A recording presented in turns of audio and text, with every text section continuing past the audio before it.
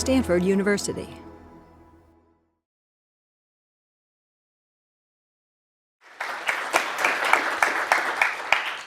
Hi, it's great to be here. I went to many energy seminars over the years, and so it's really a pleasure to speak at one. It's really cool. So what I'll be talking about today is induced seismicity. And so the title says assessing earthquake risks from hydraulic fracturing, but I'm also going to talk more broadly about induced seismicity in general. So I'm finishing my PhD thesis in just a few weeks. I'm defending it, and about 2/5 of my thesis is on induced seismicity, and so that's 2 chapters of my thesis, and so I will go through the material in those 2 chapters in the second half of the talk. In the first half of the talk, I imagine that most people in the room would like to hear more broadly about induced seismicity, what are the basics, what's the main idea, and so the first half of the talk, I'll go through all of that. To define induced seismicity, that is when human activities cause earthquakes, and there are a variety of different human activities that can cause an earthquake, or a small seismic event that can be barely felt at the surface. You could call that an earthquake if you want. So here's some context. This picture is a drilling rig in Basel, Switzerland in 2006. This is a geothermal project. They drilled a 5-kilometer deep wellbore right underneath this city, and at that depth in Basel, the earth is hot enough that you could produce water and make electricity. Now at that depth, the permeability of the earth is very low, and so you can't sustain a very high flow rate through the formation. And so they use hydraulic fracturing to make the formation more productive. And hydraulic fracturing is where you inject water or with other materials at high pressure and high flow rate. And it can do one of 2 things. It can create new fractures, so it opens up cracks in the earth that propagate through the earth, or it can actually cause slip on natural fractures that are pre-existing. And when these natural fractures slip, water can flow more easily through them afterwards. And in this particular case, they were very successful at causing slip on the pre-existing fractures, and that actually did increase the productivity of the well. However, at the same time as these fractures were slipping, earthquakes started to occur. They were not large. They were magnitude 2 to 3, so that's a very weak earthquake, but it's strong enough to be felt at the surface, even though it's not damaging to structures. So they stopped injecting when they started to feel these earthquakes. But as you can see, this drilling rig is in the middle of a city, and this city is actually even more sensitive than the average city because in medieval times, 1,000 years ago, the city of Basel was destroyed by an earthquake. So they were even more sensitive to this induced seismicity. So they stopped injecting, and unfortunately, even after they stopped injecting, there was seismicity for several days and several weeks after they stopped injecting. The largest was a magnitude 3.4, so not damaging, but you can feel it. So as a result of this project, as a result of the seismicity, this project was canceled. So this is a $20 million wellbore that they lost. And they also paid out several million dollars in damages to people who said that their shingles had fallen off their roofs. And it's controversial how much real damage happened. But the point is that this project was canceled. And so this really brings up 2 issues for induced seismicity. The first is the possibility that we could cause an actually damaging seismic event, and that's something that we have to take seriously. And it's theoretically possible, and so we really need to address that question. The second is, well, okay, maybe we're not, but if we even cause something that can be felt at the surface at all, that's much smaller, much weaker than an actually damaging event, that could frighten the public and create a bad public perception enough to cancel a project. And so those are the 2 reasons why we care a lot about induced seismicity. So got it here. Those are the 2. The 2 issues are the minor nuisance events, which could not only just create public distrust, but also it's not unreasonable that maybe you are nuisanced by the occasional tiny earthquake, and so that's something we have to address. And then a truly damaging event. But I also want to just start with some context on this, that induced seismicity is uncommon, that there are thousands and thousands of places throughout the world where we're perturbing the stress and the fluid pressure in the earth, and it's not causing induced seismicity. So we have to keep that in mind, that it's something that's not common. And a truly damaging event is very uncommon, or perhaps has never occurred. It's controversial if there's ever been any actually damaging induced seismic event. And if there was, it wasn't actually from fluid injection.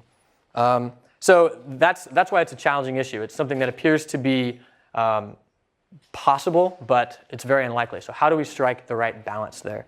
And also, what we'd really like to be able to do is distinguish between places that are low or 0 risk and places where there's relatively higher risk.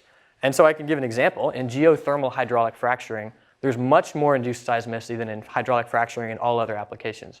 And that's because in geothermal, you tend to be in igneous or metamorphic rock, and oil and gas, you're generally in a sedimentary rock. So in geothermal, perhaps 1/2 of all of the hydraulic fracturing that's been done has led to a seismic event that you could feel at the surface, which is astronomical relative to oil and gas, where it's one in thousands and thousands or tens of thousands. So here are just some of the many things that can cause induced seismicity in many different applications. It's not just hydraulic fracturing, wastewater disposal. So if we want to get rid of water, we inject it into the subsurface. Geothermal energy, just in general, when you cool down the subsurface because you're producing heat from the earth, that can cause the earth to shrink, and actually the earth deforms around, cause induced seismicity. Oil and gas production itself, just depleting an oil reservoir, perturbs the stress in the earth as the earth deforms around the shrinking reservoir, and that can cause induced seismicity. CO2 sequestration, there are only a handful of examples of that in practice, and to my knowledge, they haven't caused induced seismicity, or if very tiny induced seismicity, but it's been suggested that that's possible, so that's become an important issue for CO2 sequestration recently. Mining, the excavation of a tunnel or a cavern, and also even just surface reservoir impoundment. So building a dam and making a man-made lake has, in some circumstances, actually caused induced seismicity. So in this talk, I'll start with some physics of induced seismicity, some background, give a few simple examples, and then I'll talk about kind of what are the dominant ideas in induced seismicity hazard analysis. So what techniques do we actually use to assess hazard from seismicity? And then I'll go through the two chapters of my thesis that are on this topic. One of them, I basically asked the question, can we predict induced seismicity hazard based on the character of the fractures and faults that we observe in the subsurface? And so I look at a subset of hydraulic fracturing and geothermal and show that actually by looking carefully at the fractures that were intersected by those wellbores and describing them, and in particular it's pretty simple, the places where there were thick developed faults, we found significant seismicity, magnitude 2 to 3 range. And places where there's only cracks, we found much, much tinier induced seismicity. And the broader implication of that is that perhaps by studying the character of the fractures in a particular location, that could help us to assess seismic hazard. And then I also, the next chapter is I wrote a model where I coupled fluid flow with earthquake modeling. So I couple the deformation of fault, flow through the fault, and then the evolution of friction that causes the earthquake. And I use that to investigate how different processes interact to create the things that we observe. And also I suggest a few strategies we might use to reduce induced seismicity hazard. So very briefly, an earthquake is caused by very rapid motion of the earth. In almost every case, that's because of slip on a fault. So a fault is a discontinuity where the slip is occurring in a very discrete plane. And what I want to emphasize is that it has to happen quickly to create an earthquake. So if a fracture slips slowly, then that is not going to create an earthquake. It will just slowly deform. And to get earthquake, you actually have to have the friction weaken very rapidly in less than a second. And that's really a property of the material in the fracture that predicts if it's going to slip fast or slip. So this equation is the Coulomb failure criterion, and it's a very important equation for kind of understanding how you could have induced seismicity. So it's an expression of a frictional equilibrium. So if this is a fault in the subsurface, it's under stress. There's the weight of the earth above it, and there's also a horizontal stress because the earth is squeezing out from the weight above, and also tectonic forces. And so those stresses can be resolved into a normal and a shear stress. So the normal stress is how much is the earth compressing a fracture, and the shear stress is how much is the stress causing the fracture want to slide. So in general, in most cases, a fracture in the earth is bearing some shear stress and wants to slide. But there's a frictional resistance to slip. So induced seismicity can occur when we allow the frictional resistance to slip to be less than the shear stress. And so this is the shear stress, and it's saying that the shear stress has to be less than or equal to a coefficient of friction, which is a material property, times the effective normal stress. So that's the frictional resistance to slip. And so that's composed of two parts. It's the normal stress, that is how much is the earth compressing a fracture, and then this is the fluid pressure, how much is the fluid in the fracture pushing back and preventing the fracture from closing. And so the net effective stress is how much force is actually applied normal to the fracture. And so anything that we do or that nature does that affects any term in this equation can affect a tendency for seismicity to occur. Fluid pressure is the most obvious one. If we increase fluid pressure, we're weakening friction on the faults, which can lead to seismicity. But we can also, if we increase the shear stress on a fracture or we decrease the normal stress on a fracture, that could also cause seismicity. And that would happen if we affected the actual stress state of the Earth. So in a solid, when you deform a solid, that creates stress in that solid. And so any process that deforms the subsurface, for example, producing from an oil reservoir makes the oil reservoir shrink. And so the entire Earth is deforming around that reservoir. That affects the stress in the Earth. And so theoretically, under the right conditions, it could change the values in this term on a particular fracture to cause it to slip. And if it had the right properties such that it slipped quickly, then that would lead to a seismic event. And so here's a nice diagram from a paper by Art and McClure. And this is just kind of showing schematically some of the processes. So fluid injection could just directly increase fluid pressure in a region of the subsurface. Fluid extraction, even though that decreases the fluid pressure, so you'd think that that should prevent an earthquake, but because the Earth is deforming around that reservoir, it's theoretically possible that for fractures of the right orientation and the right location, it could actually cause seismicity. So those are the basic ideas of induced seismicity. Oh, here's a good example of kind of naturally induced seismicity that illustrates how well this concept works. So aftershocks after an earthquake are a type of induced seismicity that nature causes. So when an earthquake happens, the fault slips in shear, and that's deforming the Earth all around it, and that affects the stress in the subsurface. And so this is a paper where they inverted, so they identified roughly where slip occurred on this fault and how much it slipped, and then they calculated how much the Earth deformed around that fault. They calculated the stress change, and then they identified where fracture slip should have been more likely and where it should have been less likely. And so these hot red regions, those are places where the deformation caused by this large earthquake would have caused seismicity to be more likely. And then they've plotted aftershocks, and they identify that the aftershocks are actually in the locations where we would have expected the stress to change such that slip is more likely. So this just illustrates how effective this simple concept of frictional equilibrium is in practice. And so here are just some examples of the largest induced events, kind of from a review of the literature from different processes. So fluid injection, perhaps up to a magnitude 5, which is a pretty moderate size event, I suppose.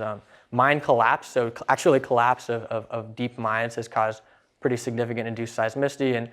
And this one here from France is reservoir production, where they actually just extracted fluid from a gas reservoir, and it caused a magnitude 4. So this is just an example of some of the biggest events. And to keep it in context, these are pretty moderate-sized events, and this is in the history of man and all the things we're doing in the subsurface.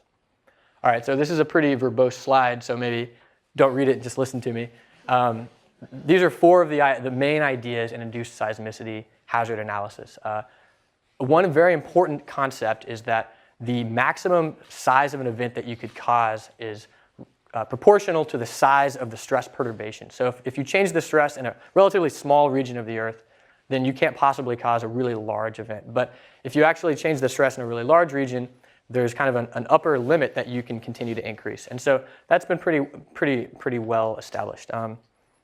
So when I go through these 4, I'm also going to show kind of the drawback to each idea. So the drawback to this idea is we can establish kind of an upper limit to the biggest event that you might cause, but in practice, you almost never reach that upper limit. So what is the constant of proportionality? That's the problem. A traffic light system. So the idea is we're going to start doing something. For example, we're going to start injecting. We're going to monitor the seismicity, and if it gets too significant, we'll stop injecting. That's clearly a sensible idea that should always be done in practice. But the obvious drawback to that is you have to start doing the thing that perturbs the stress in order to identify the hazard. So for example, if you drill a $20 million well and then you start getting seismicity and you have to scrap the well, well, it's great that you stopped injecting, but you still lost the well. Kind of qualitatively, people have looked at making a checklist. So we can list out from our understanding of the process what are the things that increase hazard, and then we can just go through and say, well, how many of these are met at a particular location? The problem with that is that how do we turn that into a decision? So we can identify risk factors, but how do we actually quantify a risk factor to say, okay, now, is this a 10% chance or a 0.01% chance? And so even though we can identify risk factors, we haven't yet, the field hasn't reached the point where we can always quantify that in an effective way, where we can make a decision. And another approach has been to directly model the deformation that could occur due to some process. For example, the model I'll show later is an example of that. And then you could calculate, okay, we know where nearby faults are. We can calculate how much is the stress going to change on those faults. And we can definitely do that. But the problem there is how do we relate a change in stress on a fault to seismic hazard? And that is something that really has not yet been fully solved, I think, in the literature. And I think part of that is going to be characterizing the tendency to slip for different faults in different settings, which is what I'll talk about later. So I'm going to give some opinions in this slide. And I'm almost done with the review of seismic hazard analysis.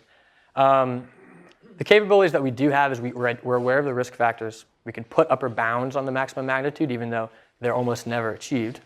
And we know how to monitor seismicity and adjust in response to undesirable outcomes. But what we don't have yet is a good way to quantify hazard in different settings, and not just quantify hazard, but identify what are the main variables, what are the conditional probabilities we need to understand to say, for example, in sedimentary rock, induced seismicity seems to be much less likely than in igneous rock. So we need an actual number that we can put on that to include geological context. And also what we need is ways to we need ways to manipulate or to control what we're doing in order to minimize induced seismicity hazard as much as possible. And I'll show a little bit of that later.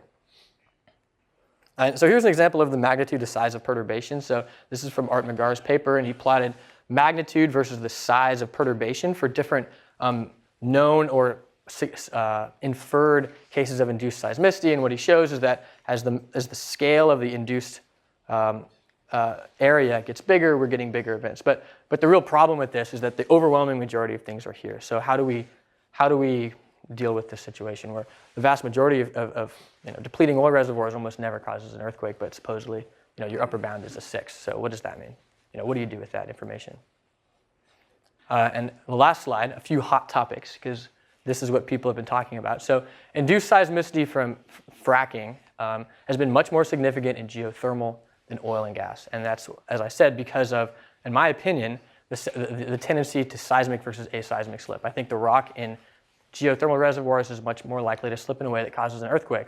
But fracking is really only a nuisance hazard. So even in geothermal, we're never causing more than a 2 or 3. And that's because of this concept that the region of stress perturbation is small. And so you couldn't cause a really big event from that.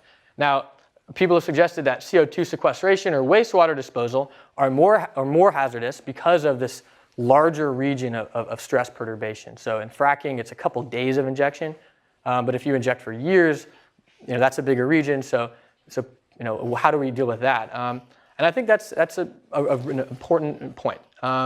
But we have to say not necessarily, and what's important to keep in mind, again, is that, for example, in sedimentary rock, it seems to be much less likely to cause induced seismicity. So I think that's a major issue to deal with there is yes, maybe we are going to perturb the stress across a large region of the earth in sedimentary rocks, but we do that every time we deplete a large oil reservoir, and we're not getting induced seismicity from that, or if we are, it's extremely rare. So that's going to be an important issue to look at, but it's really unresolved, and people just need to figure out how to quantify that risk better.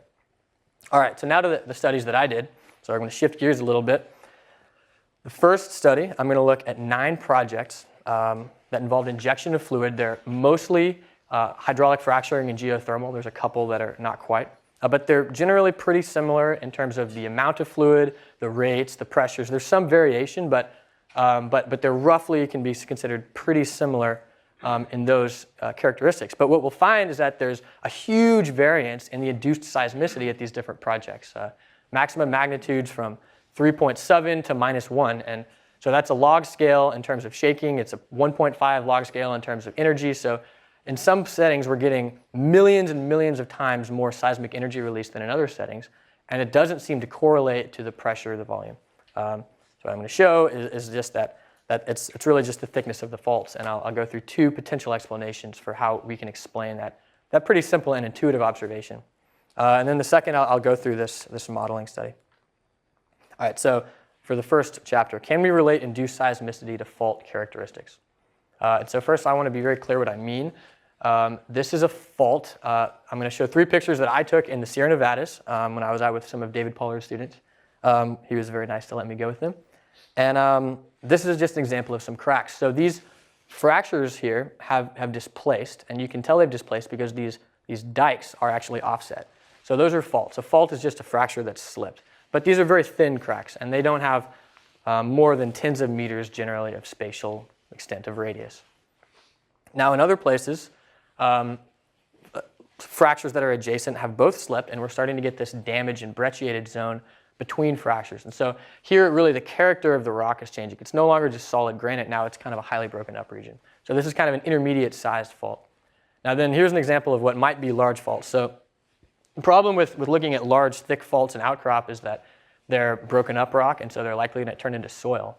And so I can't promise that these are large faults, but if these were large faults, they would have turned into soil, and then you would see lines of trees on a hillside. So whether or not these are actually faults, this picture illustrates kind of the scale that I'm talking about. There's a difference between just really a tiny crack that you could see right there and something that's big enough that you could see on the side of a mountain.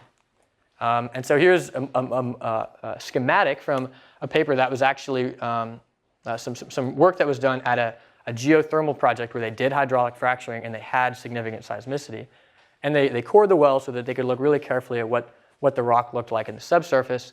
And what they saw was that, and this is pretty typical for a fault zone, is that there's a central region where slip is localized, but around that is a very damaged zone where there's a lot of secondary fracturing, there's maybe other alteration.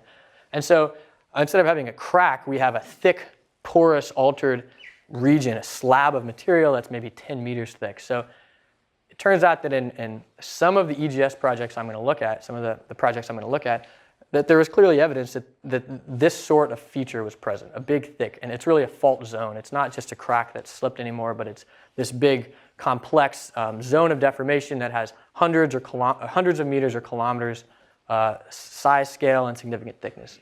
So I'm going to look at 9 sites, Europe, Australia, Japan, and I selected these sites because they're the best characterized. So not in all projects can I identify what's the thickness of the faults. In fact, often people don't take the measurements required to be able to distinguish. So these are the 9 where I was able to make a call on what I thought the fault thickness was. And just briefly, they're all kind of in some range of tens of kilometers per second of injection, hundreds or thousands of cubic meters of water, injection pressures from a few megapascals to 10 or 20 megapascals. So I just want to, you could try to say, oh, there's variations in operational parameters that could explain the differences we're seeing in seismicity, but that's just not going to be the case. And so here's a plot of the maximum magnitude induced by stimulation at each of these projects. And what we can see is that there's some where we're getting 3s and 2s, large enough to be felt at the surface, and others where we're getting -1s, which is a -1 is the equivalent of maybe a fracture the size of this table slipping seismically. So it's a very tiny event. And not only that, but there's a magnitude frequency distribution that is below. So for every magnitude 3 at Cooper Basin, there was 10 magnitude 2s, there was 100 magnitude 1s. So the number of -1s at Cooper Basin is I can't do the math right now, tens or hundreds of thousands of events. So the point being that there's a much larger amount of seismic release at Cooper Basin. It's just a qualitatively completely different situation. I won't go through this really, but generally I looked at a variety of data that was available from the literature. I contacted people and found ways to distinguish between the places where we had thick faults and just cracks like I showed in the picture. And here are the results. So on the x-axis is degree of fault development, or how thick are the faults, and on the y-axis is the maximum magnitude. And there's actually, I think, a very good correlation. What we see is that the places with only the fractures, the thin cracks, we see these small events that could not be felt at the surface. And the only places where we got the felt events were the places where there was clearly evidence of big, thick faults. Probably not surprising. I hadn't ever seen anybody in the literature say that, and that's why I did this paper. But I think what's important to ask is, why is that the result? So I'll give you 2 theories. The seismic energy release differs over millions of times, 6, 7 orders of magnitude. Comparison of injection volumes, rates, and so forth to not come close to being able to explain that. So I'll give you 2 explanations. One is the seismic versus aseismic slip. So the frictional characteristics of a fracture determine if it's going to slip slowly or quickly, and there's a well-established theory that describes how that takes place. So it's possible that somehow in these places with these thin fractures, we're much more likely to get aseismic slip than the places with the big thick faults. Now, if you have a big thick fault with a cataclysite ground up fault core, we can be almost sure that brittle deformation has taken place, because brittle deformation leads to the formation of the type of fault zones that I showed in the schematic. So if we see a fault zone like that, we can be confident that at some point in the past, or perhaps in the present, seismic slip has occurred. But if there's only cracks, it's theoretically possible that you could have seismic slip on cracks, but you don't know for sure. The second possibility is that there's just a maximum magnitude limited by the maximum fault size. So if you're in a certain region of the Earth, you generally, an earthquake or a rupture will propagate down a fracture. It'll tend to stop when it gets to the end of the fracture. Not necessarily, but usually. And so the bigger the fractures, the bigger your maximum magnitude could be. And I just give a quick example of how seismic versus aseismic slip might play out. So this is a study from the literature where they had granite powder gouge in a fracture, and they looked at the tendency for seismic or aseismic slip. In this particular case, there was a temperature window where seismic slip occurred and aseismic slip occurred outside the window. So the problem here is that we can't sample gouge from every fault in the Earth, and it could be dependent on temperature and chemical conditions and so forth. So I don't think we're at the point where we can just predict in advance if a fault should be seismic or aseismic. It's not developed yet, but I think this could be a useful approach. And then the second, this would be kind of evidence for kind of a maximum fault size. So this is some unpublished data from one of the projects that I studied. And this is magnitude versus frequency. And what we see is that they had quite a lot of events less than about a -2, -1.5. And we see a straight line here on the plot of cumulative frequency. This is a log plot versus magnitude. And typically in nature, straight lines like this occur on these sorts of plots, but they don't usually truncate. They usually keep going. So if we extrapolated that line and thought it would keep going straight, we might get a magnitude 1. So there appears to be a really sharp truncation in magnitude at this site, and that's visible in other published literature for places where they've done hydraulic fracturing. So perhaps in this site, this could be an example where there was actually a maximum magnitude. But even then, if we added up the seismic release from these events that we did see, it's very small. So clearly, there was much, much less seismic slip here. So there must have been a lot of aseismic slip here, and in addition, maybe there was a maximum magnitude due to a maximum fault size. All right, that's the first chapter. The second thing I'll talk about is this numerical modeling study I did. So it has a very simple setup. It's going to be one single isolated fault, and that's a kilometer long. So this is an example of a place where there are big faults. And so we're going to inject into the center of that fault, and it's going to cause slip on the fault. And the slip is going to couple to an increase in permeability. So we've coupled fluid flow. We're calculating the stresses caused by the deformation of the fault. We're going to model the evolution of the friction. So friction has to weaken really rapidly to cause seismicity. And I've given the fault frictional parameters such that seismicity does occur. And then also I'm going to couple slip to an increase in the ability for water to flow through the fault. Very briefly, here are a few of the equations that it's solving. Mass balance equation for fluid flow, frictional equilibrium. So I'm requiring that the fracture will always slip if this condition is violated. And then I'm using this rate and state friction, which is a theory that's pretty well developed from the literature that's used in earthquake modeling, and it describes how fractures weaken during earthquakes. All right, so here's a picture. On the x-axis is distance along the fracture. The y-axis is fluid pressure, and this is just increasing time. So this is a pretty simple slide. What we're seeing is that the region of pressure perturbation is spreading out, of course. But we can really divide it into two regions. There's a stimulated region here where slip has occurred, the transmissivity is increased, and the fluid pressure is enhanced. And then there's a region, I would call that the stimulated region. And then there's this region out here where slip has not occurred, the transmissivity is still lower, and fluid pressure is at its initial condition. All right, so I'll use that concept in the following slides. And then here's just an example. I just want to illustrate what it is that I'm doing so it's clear. This is a rupture velocity profile during a particular seismic event that nucleated. So here we can see the nucleation of an event. So sorry, this is the slip velocity on the y-axis, and this is distance along the fracture. So we can see here the event starts to nucleate. Here now we have a region of rapid slip. It starts spreading out, and then it dies out. So we are coupling fluid flow, and then occasionally these events happen. So this sort of seismic event might happen in 1 second, but we're injecting for hours. So it uses adaptive time stepping, so it takes a lot of time steps and looks really carefully. It changes from millisecond to millisecond during a slip event, and then in between those, it takes much longer time steps.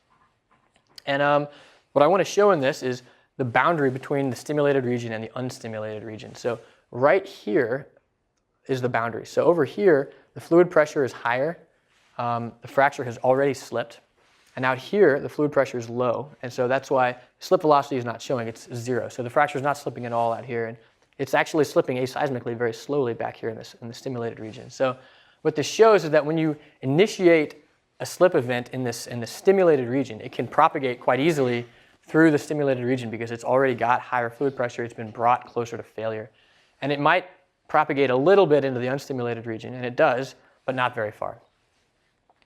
And so that helps explain the observation in this slide, which is the increasing magnitude of time. So this is a plot, time elapsed on the x-axis, y-axis is injection rate and magnitude. So the rate's not important, but these stars are the seismic events.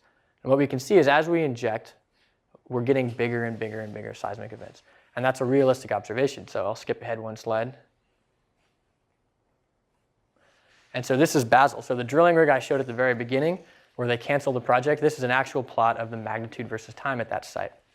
And by the way, at that site, you can document that there were large, thick fault zones at that site. And what we can see is that the maximum magnitude is increasing over time. And actually here is shut-in. So interestingly, the post-injection event right here, that's the largest event. It happens after shut-in. And I'll talk about that in a minute. But I also just want to show that the magnitude is getting bigger. So the way we can explain that through the model is we're saying, okay, the events can propagate much more easily back across the stimulated region than it can into this unstimulated region. And because in the unstimulated region, the fluid pressure is lower and friction is much stronger. So the largest possible event is going to propagate across the entire stimulated region and then maybe a little bit further. The maximum magnitude in this particular model is an event that slips across the entire fault. But that's an arbitrary thing. That's just because I have a finite size model.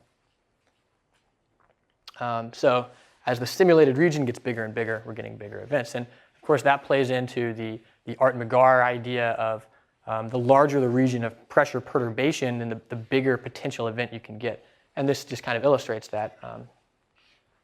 So how about post-injection seismicity? So it's frequently observed that the post-injection events are quite significant and often larger. So unfortunately, in my model, they were not larger. And I think that has to do with the dimensionality of the problem. And I'll say more about that in a moment. But this illustrates why you'd have post-injection seismicity. So during injection, because of Darcy's law, there's flow away from the well. There's a pressure gradient that occurs. And when you stop injecting, eventually flow is going to stop. And so that pressure gradient has to even out. And you have to have the same pressure everywhere. So what you end up seeing is that when you stop injecting, you actually get an extremely rapid increase in fluid pressure at the periphery of the stimulated region. So it seems counterintuitive that not injecting would cause a rapid increase in fluid pressure somewhere, but that's what happens. At this edge, you get a rapid increase. And then, of course, the fluid pressure goes down at the center. So if this was, let's say it was a ring-shaped fracture, like a disc, so I have a linear fracture, but if it was a disc, you could have slip across the entire periphery, and the periphery would be relatively larger because of the scaling of area of a circle. So I think that's why my post-injection events are not as big. I think when I redo this study, hopefully next year with a disc-shaped fracture, I'll have larger post-injection events. But this concept is pretty illustrated here that by stopping injecting, we can actually get this big increase in fluid pressure at the periphery. All right, so is there anything we could do about that? Because that's definitely undesirable, right? So we stop because we get an event that's too big, but then we stop injecting, and then we just get an even bigger event. So that's clearly not desirable. So one way to handle that would just be to put, if you think that a magnitude 3 is unacceptable, then you should stop injecting when you get a magnitude 1, right? So then you have some leeway there, and then that's actually kind of the stoplight approach that I mentioned earlier. But another idea is you might just produce the fluid back after you stop injecting. So this is a plot that I showed before, and then this is the same plot, but I produce the fluid back after I stop injecting. So instead of just shutting in, I pull the fluid back. And what that does is it draws down the fluid pressure and prevents that rapid increase at the periphery. So you get a little bit of post-injection seismicity, but it's a lot less significant and it doesn't last as long. All right, so then we asked, well, is there anything else we can do to try to manipulate the maximum magnitude? That would be obviously a very desirable thing. So one thing we looked at is what's the effective injection pressure? So we're using constant injection and pressure everywhere. And so here's a plot of, I did different simulations. So each square here is a completely different simulation of injection for several hours. And I asked, what's the maximum magnitude? And then how many events were relatively large, magnitude 2, and for different injection pressures. And so what we see is that there's really no relationship between injection pressure and the maximum magnitude.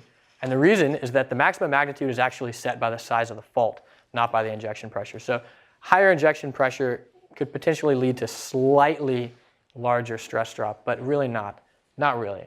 It's much too small to have a big impact. So basically, the injection pressure at constant injection pressure did not affect the seismicity. Now this is a result that's really dependent upon an important model assumption, which is that seismicity is capable of propagating through the entire stimulated region. So that's not necessarily the case. If you're injecting into one big fault, then that is probably the case. But if you have a section of a volume of rock, then that's not necessarily the case, because the ability for a rupture to propagate is limited by the geometry of the faults. So that is not necessarily a universal result, but it's instructive of this particular example.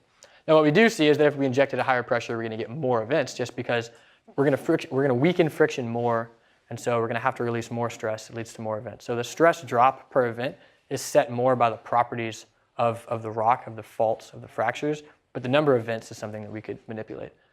But on the other hand, so we try to get a little more creative, and is there anything else we could do to try to reduce the maximum the maximum magnitude? So what we do here is we decrease the injection pressure with time. So we start at a quite high injection pressure, and then we gradually ramp it down until it reaches a minimum injection pressure, and then if we reach that before the end of the simulation, we use a constant low injection pressure.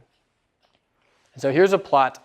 Each square is again a particular simulation of many hours of injection. Again, maximum magnitude. And on the x-axis here is we have the rate at which we decrease the fluid pressure.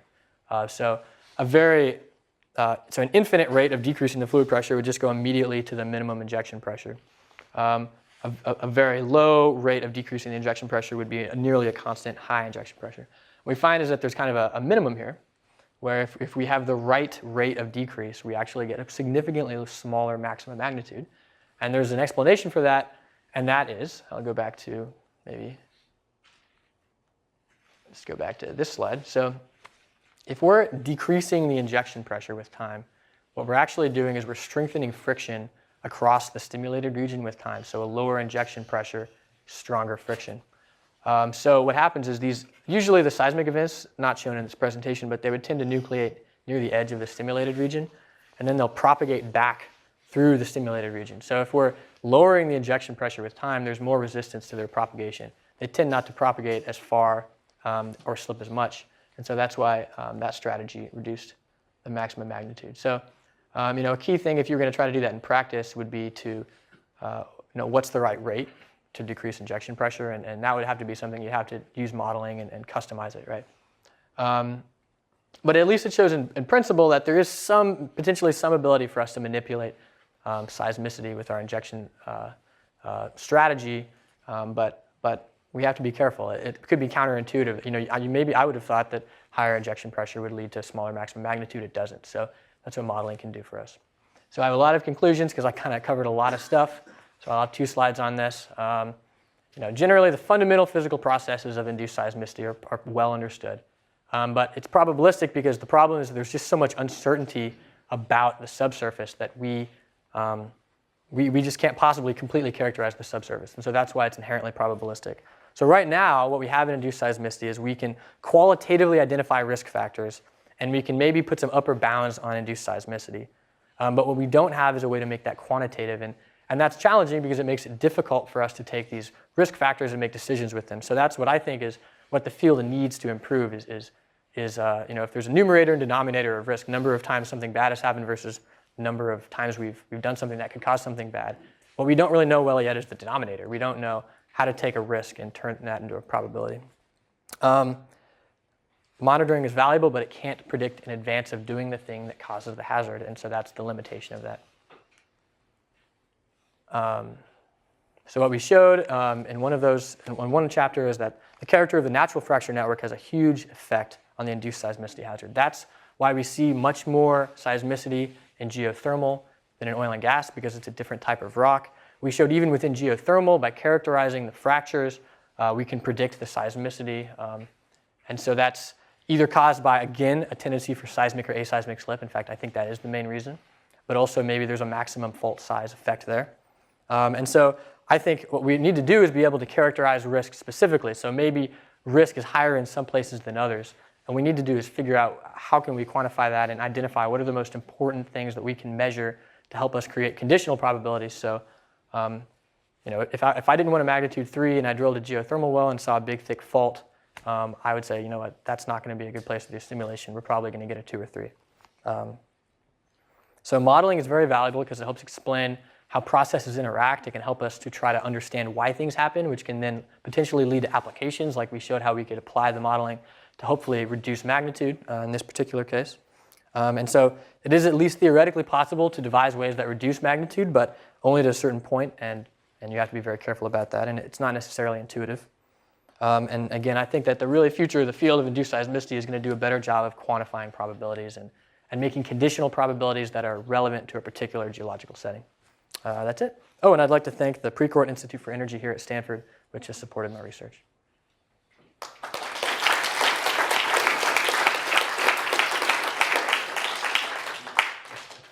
Okay, questions? Okay, how about way back there? Yeah.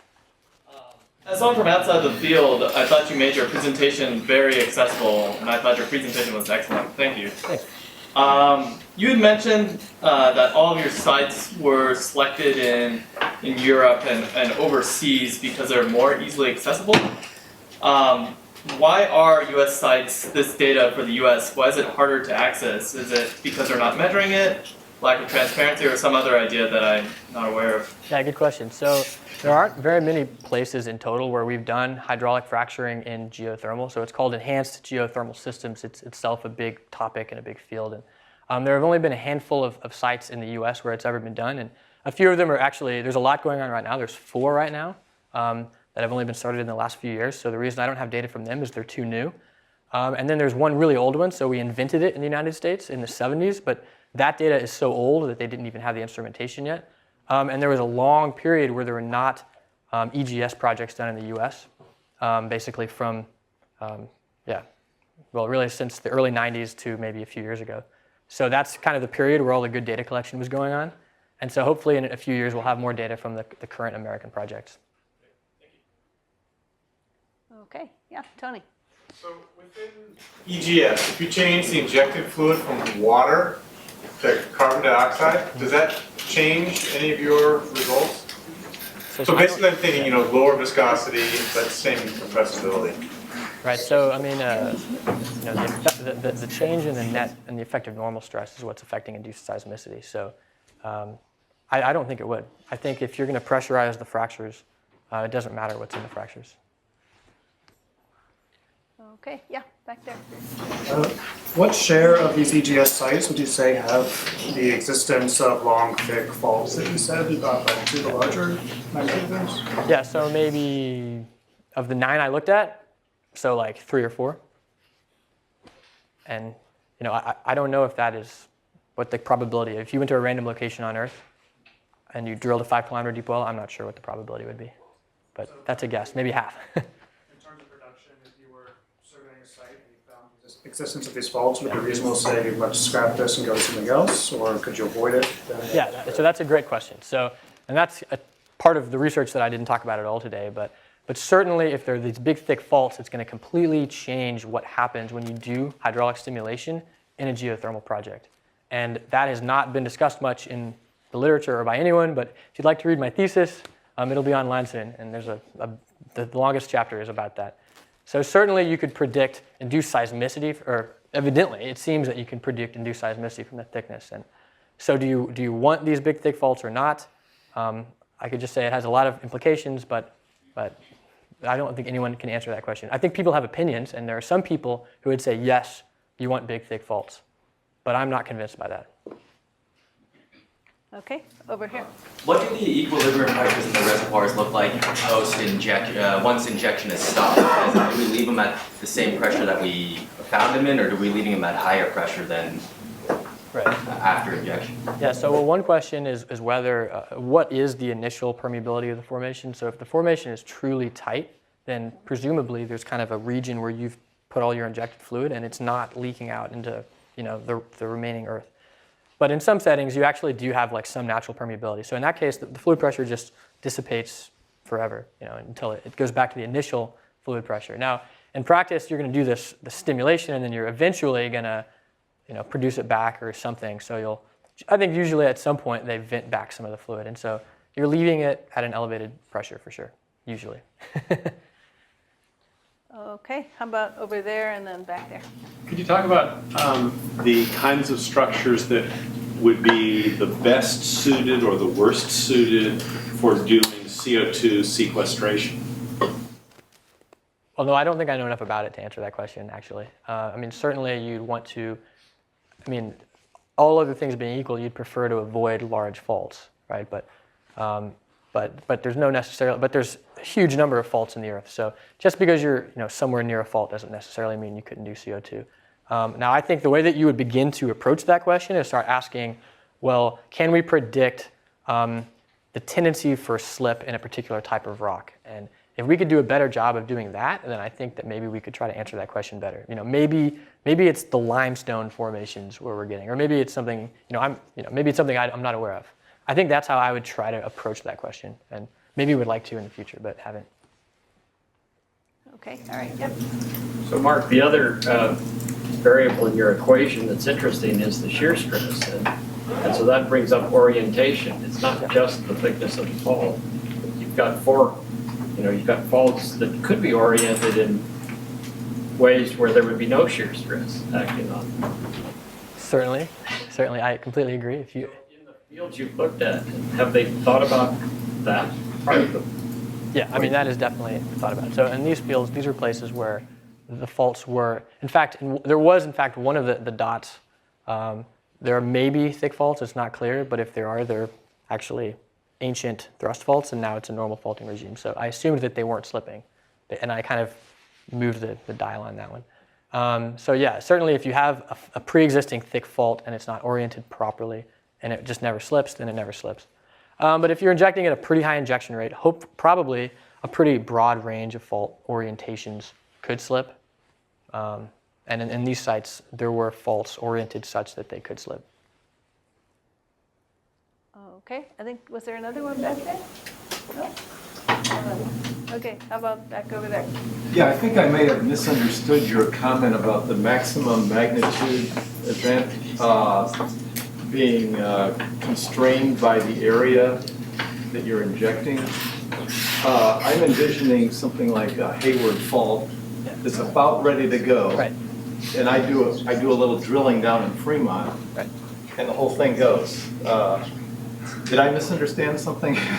No, that's a great point, and I didn't go into that discussion, but I discussed it in my papers and things. So, that's kind of a hypothetical worst case scenario, right? I mean, the worst case scenario would be that there's a huge earthquake that's about to happen tomorrow anyway, and you started injecting, and then the moment you started injecting, the earthquake happened, then everyone would say, well, you caused the earthquake, or maybe the earthquake was going to happen in 1,000 years, right? So that's certainly a reasonable and important question for people to address. So, I mean, I think one response to that is that empirically that has never been observed. So, but maybe you might. So maybe you're saying that's not quite enough, right? And so, I've done a lot of reading on that and haven't written on that topic. I think it appears that if you're going to have an actually damaging earthquake, then the Earth has to kind of be there anyway. So it's going to be a seismically active region anyway. And so, yeah, don't do fracking right next to the Hayward Fault. But we knew that. Like, everybody knows that, right? And if you're 100 kilometers from the Hayward Fault, you can easily calculate that you're not changing the stress on the Hayward Fault. So, the issue of, like, there's the geysers, it's north of here, but it's quite far from the San Andreas. And you can easily calculate that, you're causing a trivial change in stress on the San Andreas Fault. And, there's a lot of natural things. The tides change the stress every day on the San Andreas Fault. So certainly if you're going to cause a change in stress that's less than the tides, you're okay. But it's a very good question, yeah. Okay, all right, did you have a question? No, that was you. Okay, how about back there? Do you have any thoughts about the Italian scientists in L'Aquila who had been convicted over their sort of inappropriate warning? Yeah, it's a pretty crazy thing, but it's especially serious for induced seismicity, certainly. So, Maybe I mean, do you want to describe that event Yeah. just so everyone knows what? So I hope I know all the details, but essentially I think what happened is that there was a swarm of earthquakes that took place in a location in Italy, and it's a fact that there are swarms of earthquakes all the time, and maybe 1% of the time or some very small percentage of the time there is subsequently a large event, but it's not common. So as I understand it, I think the Italian scientists just said that and said, hey, it's really unlikely we're going to get a big event. Because the problem is if you cried wolf and every time there was an earthquake swarm you told someone to evacuate a city, if you did that 99 times, they're going to stop listening to you. So, and that's earthquake prediction is not possible. On the other hand, induced seismicity is maybe a slightly different situation. So in fact, the Basel situation, the head geologist on that was put on trial and he was acquitted in Switzerland. But it's a serious issue. So people have to be really careful. But ultimately, we don't know enough to predict an earthquake. So at what point would you be, not to say interested, but what point do you think it's appropriate to hold a scientist liable for representations about the frequency or severity of potential earthquake events given the data? Well, I don't know. It's a tough question. I'm not a policy expert. But I think that certainly,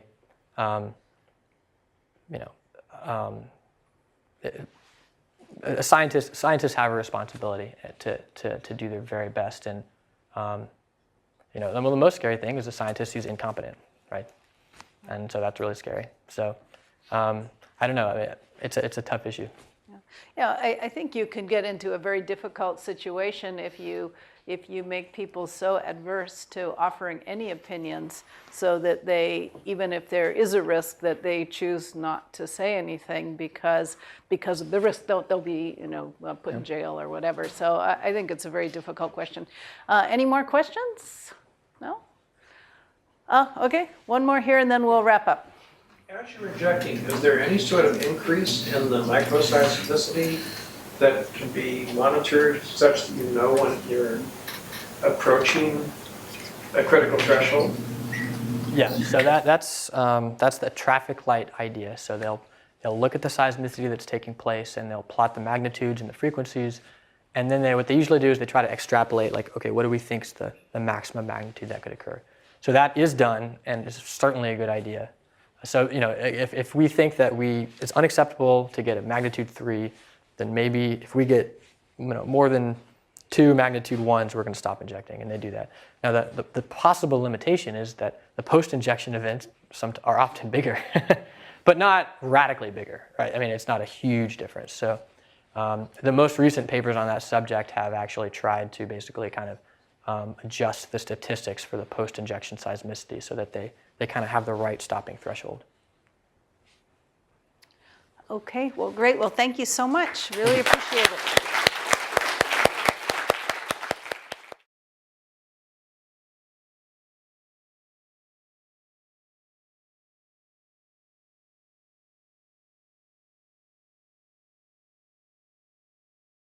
For more, please visit us at stanford.edu.